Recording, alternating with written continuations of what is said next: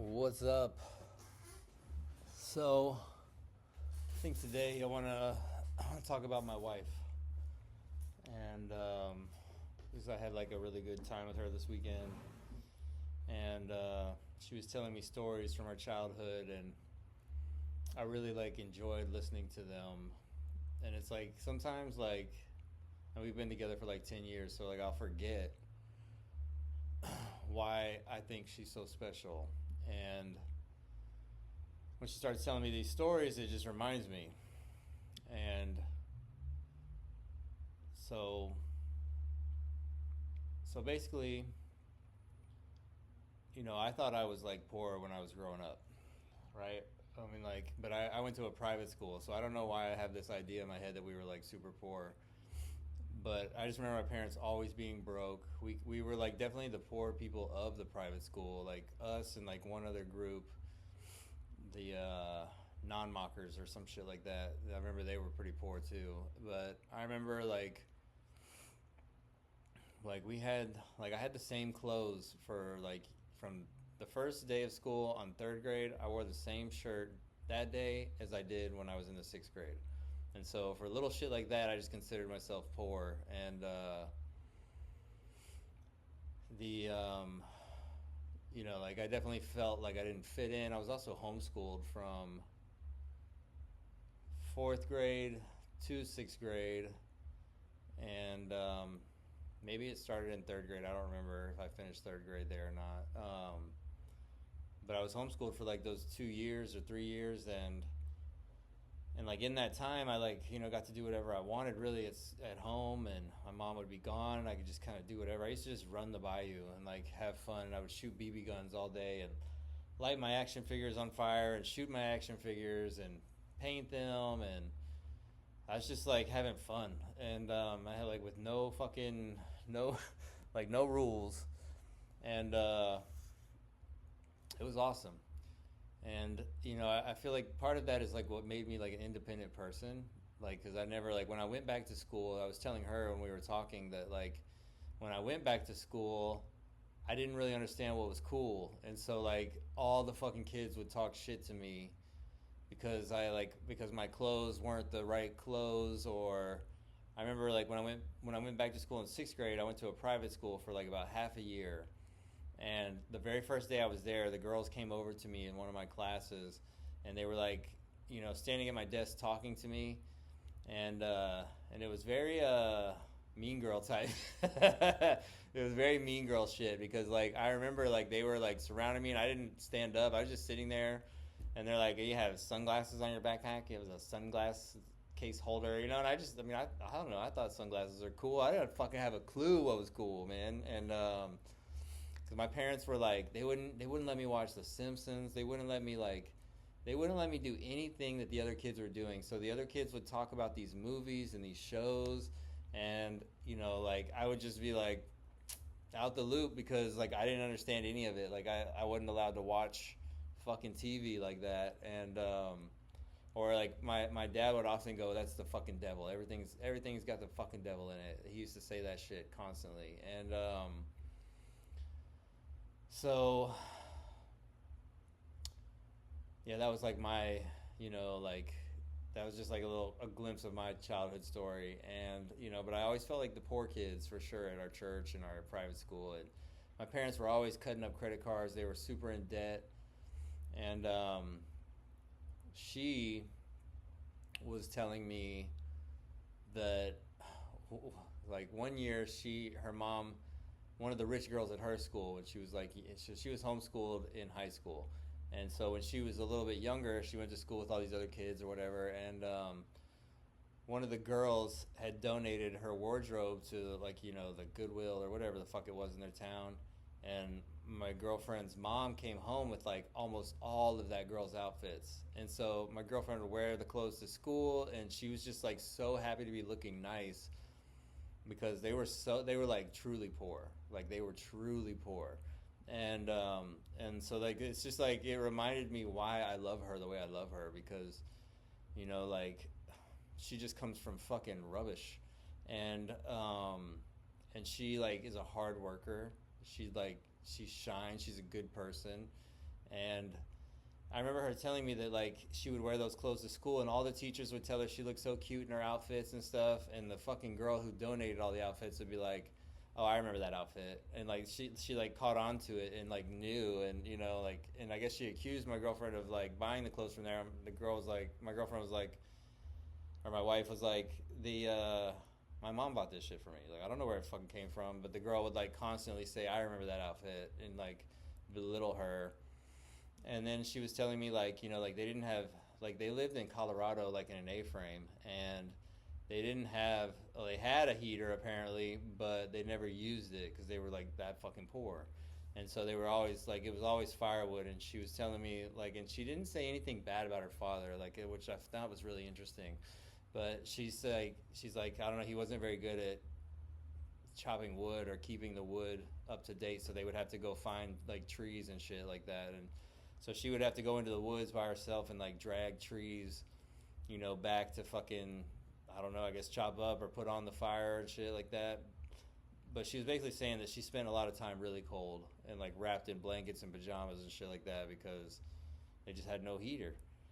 And I was just thinking to myself, God damn it, you really were poor. And like she was telling me how excited she would get when she did finally get to go clothes shopping, and like with her mom when they went to that place, and it was like it was like a Goodwill type place, and they had like a place for seniors, and so it was like split into, it was a building that was split into two where seniors could hang out, and then like you could also shop for used clothing. And just when she was telling me these stories, and she was telling me a few other ones that I won't really go into, but it's just like when she was telling them to me, I was like, God damn! I was like, and I thought I was fucking poor, and I don't even know why I thought I was poor because my parents, like, we went to the mall to get clothes. I mean, it was always a battle for me to get things I wanted for my mom, but like Jordans, I remember I cried about the first time I wanted Jordans when I was in second grade. All the kids had Jordans. I was like, oh, I want these so bad. My mom's like, they're $100. And I was just like, please, like, please. I would beg the shit out of her until she would finally give me what I wanted. And it probably ruined me in a way, in that sense, you know. But so then I got the shoes, and then I got in trouble like 2 days later at school, and they took the shoes away from me for a fucking year. And then they gave me the shoes back, and the shoes didn't fit anymore. And so like I never got to have anything nice. That was like my one shot at having a nice pair of shoes. And I guess at that time I was just figuring, oh, it'll fucking continue on. Like this is my first $100 pair of shoes. They're gonna buy me more cool shoes. And I just remember like all the kids I went to school with were fucking wealthy, and they all had like the newest shit. And I just remember like growing up feeling so jealous around those kids. I remember that was like a big thing in my childhood. I was so fucking jealous of all of them. And yeah, I'll never fucking forget that shit. But it was nothing compared to what she went through. Like, you know, like I had like old ass clothes. I remember my dad had like a lot of his clothes, and it's funny because I do the same thing my dad does. But a lot of his clothes were really old and worn out, and they just like the fucking paint, like this kind of stuff would be falling off. Like you couldn't, it wasn't even as legible anymore. And I do the same thing. I usually cut my shirts, cut the sleeves off, but I I don't really get rid of clothes, and I don't really buy a lot of clothes for myself, like ever. I'm not like a fashionista. Like I don't really give a fuck.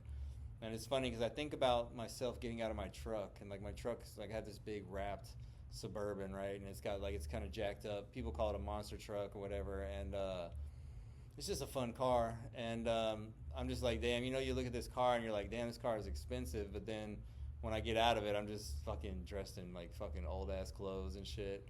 And I just don't think about it like that. And I was telling her about that, and she was like, that's because you're a provider. You're a provider father, not a fucking whatever father. She's like, you provide. And so then I was like, you're right. Like, you know, because my dad did the same thing. He would buy us shit, but he would never get anything new for himself. And I'm not quite there because I buy myself new shoes and shit like that. I like barefoot shoes a lot, and they're pretty cheap, so. But I'm not a brand whore. I've never been a fucking brand whore. And I actually dated this girl one time that used to like, she wanted like $1,000 bag. And I was like, for fucking what? And she was like saving up for this bag. And she had a job at like Baker Hughes and shit. Like, but she was like saving up for this bag. And I'm like, the fuck do you want that bag for? and she had a decent car, and whenever she graduated college, her gift was gonna be a Challenger, or I think a Challenger. And so right after we broke up, she got a Challenger, and I just remember thinking to myself, this bitch is so dumb because like she's like spending all her money on a car and fucking handbags and shit like that. And I just remember being like, why do you want this? And she's like, it's because it's Michael Kors, blah blah blah, or whatever it was. And I just remember thinking how stupid that was, and I would try to explain to her how I thought it was so stupid that you don't have any fucking money, but you want to fucking present like you have a bunch of fucking money. And it's like, even like, and I'm the type of person that even if I like felt like I have a bunch of money, I'm not buying shit like to feel like I have money or to look like I have money. It's literally the opposite. Like it's literally the fucking opposite. I am gonna dress down. I'm gonna be poor as fuck. Like that's how I'm gonna come off. Like I won't want nobody to know I have money. Like the fuck? It's just a crazy thing to me. It's a crazy thing to me how like people will buy these items and just I guess what do you call that? Flaunting it as your wealth. I mean, you're peacocking, right? Like you're showing off. But I don't know. I have like zero appeal for fucking Louis Vuitton bags. My boy Trey's got like some Louis Vuitton slippers or some shit. Or no, what's the Versace, the one with the lion? He's got some slippers that have the lion on them, and they're like all fucking 3D looking. They look like a 3D printer printed it. And I'm just like, me and my girlfriend both saw them at this pool party that we went to with him, and I got in the car later and I was like, dude, you see his fucking sandals? She goes, yeah, what the fuck's wrong with him? And I was like, I don't know. Like, because my boy, like, he's living in a trailer. like, dude, he likes to spend his money on his shit. So I get it. I fucking get it, man. Like, no worries. You know what I mean? But it's just like me, I'm like the complete fucking opposite of that. Like, I'm not doing that, dude. Like I'm not doing that, man. Like I like if I find a cheaper, like they have these Vivo barefoot shoes that I like. I actually have a pair of them now because they were 120, but when they were selling them for 180, I was like, fuck you, dude. Like I'm not paying $180 for a fucking shoe that feels like a sock and just looks cool. You know what I mean? Like there's so many other options out there for like 50, 60 bucks. I was just like, fuck that. And I finally bought them just because I saw them on sale, and I was like, I'll get them for 120. And I like the shoe a lot. But you know, like I would never buy like when those brands do that shit, because I've been buying those shoes for a long time, and they used to cost $80. And they're not always the best shoes. Some of them are kind of stiff. So you know, I was like, fuck that, and so I didn't buy them. But I am thinking about buying a second pair while they're 120. So yeah, I don't know. I just really appreciated my wife, like after hearing that story, and I thanked her. Well, she told me a bunch of stories, but after like, it's rare she talks to me like that. Like most of the time, it's just me fucking getting in my words, and she's not like, she doesn't talk about those kind of things, and so like I forget, like why I chose her, and it's because like she comes from that kind of a background, and she wants better and she wants more for her life. It's funny because she could have easily gone down that path. And when we first met, she didn't have a car.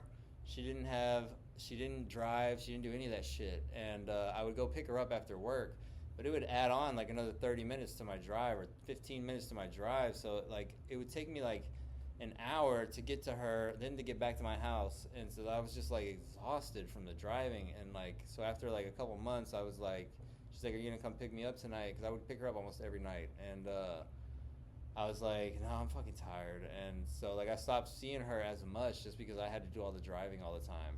And so this bitch is like, one day she's like, I bought a car. And I was like, say what? She's like, yeah, so I can come over now. Like, and I was just like, okay, like, you know, I liked it because she was like, and I could have been like, this bitch is crazy, but I never felt that way about her. I've felt that way about so many other girls that would try that kind of shit or would try to force something on me like that. Like, you know, like, but with her, it was different. I never fucking felt that way. I never felt that way. I was just like, okay, And then there was a time where, like, I could tell she wanted me to be able to come over to her. Like, I didn't never go to her parents' house because they smoked inside, and I don't like that. Like, I don't want to be around that. I get that from my parents. My parents hated that. Like, so I would never go over there. And one day she was like, "Will you please come meet my parents?" And I was like, I'm like in my mid 30s. I was just like, fuck meeting parents. I was like over this shit. Like, I don't want to meet another set of parents and have to impress them. And I had told her all that, and she was like, basically, not crying, but she was like, "Will you please come meet them?" And I'm like, "Why?" And she's like, "They don't think you're real." And I was like, "Say what?" She's like, "They don't think you really exist." And so I was like, fuck, okay, well. So I went over there and I fucking met him, and it's just little things like that were always like so appealing to me about her, because she was just so sweet and so gentle, and she had never really been in a relationship before. She had dated one other guy, you know, and I used to not believe her, but like, nah, I fucking believe her, because she's like, one day she was telling me, she goes, "This is like my first relationship after we got in an argument about something." And I was like, "Your first relationship?" And she goes, "Yeah, that other shit don't count. It's like a few months, like, or whatever." And so, like, I don't know, I've just always believed her. And because of like the way she is, and like how innocent she was. And so those are some of the things that like really attracted me to her. And when she was telling me about all this shit about shopping for clothes, and this bitch making fun of her and all this stuff, and like how poor they were, I have been like had the urge that I want to take her shopping. And so I was sitting there thinking about it. Like, this, we were talking on Saturday. I was sitting there thinking about it. I was like, I'm gonna take this bitch shopping. I wasn't gonna say anything to her. And then Sunday we started talking, and I was like, the subject kind of came up again, and so I was like, it's funny because like I was telling her how I wanted to buy her a nightgown that I had seen. She has a nightgown I like, and so I was like trying to look up the brand and find more of them, but I couldn't find them, and on Amazon. So I was like, okay, well, fuck it. And she's like, "Well, if you ever want to buy me clothes, feel free." And I was like, "Oh, I do." I was like, "I want to take you shopping." So just to like, and not to fucking Ross or TJ Maxx. Like, she likes stores like that, and I'm just like, no, like, we're gonna go somewhere else. American Eagle, baby. I don't know. We're gonna go somewhere though. But yeah, and I just remember thinking, like, when we first met too, that like she would tell me these stories, and like, about her family, and she was just so sweet and so nice. And there was one day when I called her, or I texted her, and I'm like, "What are you doing?" And she's like, "I'm with your mom. I'm taking your mom to an appointment." And I was like, "Say what?" Like, I don't even, at that time, it was shocking to me. Like, I don't even remember now, like, if they knew each other. Like, if I had introduced them, I'm sure they had met, but like, I don't know how they exchanged numbers. You know what I mean? So like, I was just like, "Say what?" And and so like during a lot of that period, I had like quit talking to other girls that I used to talk to, and like one of them I talked to for like 5 fucking years, and like I just kind of quit talking to her after me and Jenny met. And she was like, she finally like got me to like talk to her one day, and she's like, why did you choose her? And I told her about like this story about how she went and took my mom to a doctor's appointment, and I had nothing to do with it. I didn't have to ask. I didn't have to do anything. And she goes, "Well, I would have done that." And I was like, "Yeah, but you fucking didn't. That's the point. Like, I didn't have to ask Jennifer to do it. I didn't have to ask her. She just fucking did it. She wanted to be a part of my life that much that she was willing to break through my little barrier, my wall that I had built up, and make herself a part of my family." And I mean, she was beautiful, and I felt something for her. So like, I knew, and it's funny because I didn't want more kids at that time, but I remember when I first started talking to her and finding out her sister had a bunch of babies, and my dad had died, my grandparents had died, my mom was on her way out, and I knew it. I knew my mom was gonna die like in the next couple years, and so I was like, and I maybe met her like a year or two before my mom's death, and so I knew that I knew that I needed somebody was gonna need to start a family, like to rebuild my tree. Otherwise, I'm just gonna be relying on my oldest son, who's fucking a waste of space. So I was just like, okay, she told me about her sister having 4 kids, and I thought to myself, oh, these bitches are fertile. Like, these bitches are fertile. And she sure as fuck is. And but then I still kept playing, like, as if I didn't want to have more kids. I was like, I want to party, I want to go travel, we can have a lot of cool stuff, all this shit. And she just showed me that life is better a different way. Like, having kids, like, all that partying and being selfish shit, like, you have no purpose. And I often think about that. If I wouldn't have, like, met her and had these kids with her, like, I would probably be, like, in jail now, or just devoid of meaning. And so, yeah, like, she means everything to me. And like, when she's telling me all these stories, I just remember thinking back then that I wanted to give her a better life. Like, I wanted to make her life better. And I had never felt like that about anybody. And I mean, I've always been a little bit of a hero, like, wanted to save people, but like, she was the only one that I knew would be worth it. And so I wanted to give her a better life. And I, like, with her telling me all those stories, I felt like I had done that to some extent. Like, my work's not over, but I definitely felt like I have made her life better than it was. And, she was saying that her, like, she was saying that, like, it just seemed like everybody in her family was lazy. And, like, she was like, they could have done something with themselves. She's like, but they just choose not to, like, and I was just like, yeah. And she talks about her sister. She's like, my sister could have. She had a moment in time where she was in the military. And then she just became, like, our parents. And, like, because her sister's, like, got 4 kids, like I said, and her sister doesn't have a job, never had a fucking job, does not fucking work. And I think that was the kind of thing that was going on with her parents when they were in that A-frame in Colorado. I know our mom didn't have a job forever, and they just relied on the dad, but he wasn't, like, he's an alcoholic, and he wasn't reliable. This is probably the most reliable he's ever been in his life is now, and that's just probably because Lady Death is, like, right around the corner. And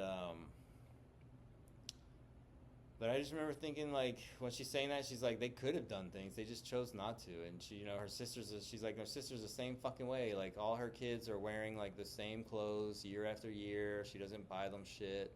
That bitch always got a cigarette in her fucking mouth. And it's like, but she can't even afford clothes. I don't even know where she's getting cigarettes from.